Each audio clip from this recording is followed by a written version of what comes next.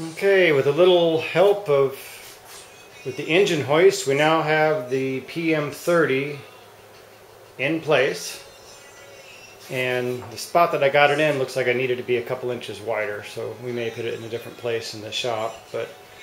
And it all has to be disassembled and cleaned, but I cleaned the table just to see what kind of table I got, and it's almost a perfect table. There's a couple little specks, but it's actually quite nice. And the nice thing is I finally get to look at the belt drive. So the motor's pretty good, although I already have I got a 2-horse 56C motor with a VFD. I'm probably going to end up putting on here in not too much time. And then this motor I'm going to go ahead and stick on the PM25, which is going to be a great motor for the PM25, although it looks like it'll be pretty good for this one too. So then it has a 2-speed belt drive. Looks like it'll be nice.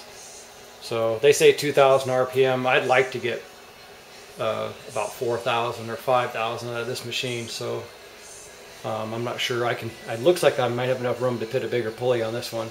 I didn't have enough room on the PM25 just to change the pulley size. I'm going to look right there, see if I can get it in there. Looks like we got.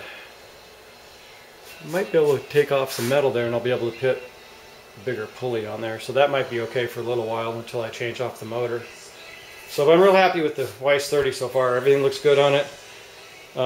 It's hard to say when you see videos and stuff, but the table on the Weiss 30 it's closer to the size of the Industrial Hobbies or an RF45. In fact, the original RF31 round column has basically the same table as this machine. And when I had both the RF31 round column and the Weiss 30 at the same time, the Weiss 30 was significantly more rigid than the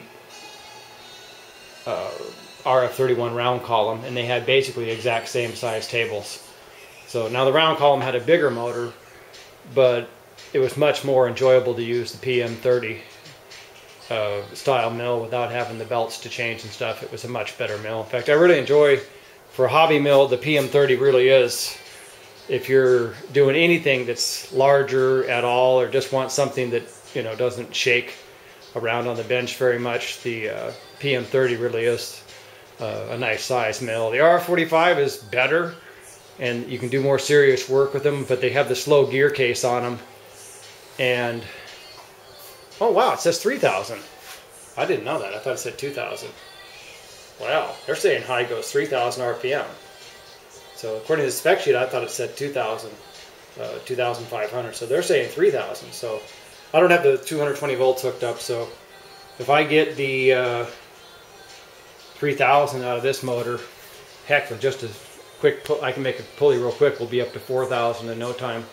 And that would actually be perfectly fine for anything for normal use. So oh, that's gonna be kind of cool. That'll be easy. So great. The Precision Matthews PM30 mills are back in stock. I finally got mine, and I know a lot of people want CNC kits, and I'll be getting on it real soon, though. The next 3 to 4 days I won't be here, so it's kind of too bad. I'd like to mess with it right now. So that's it. I'll talk to you guys later.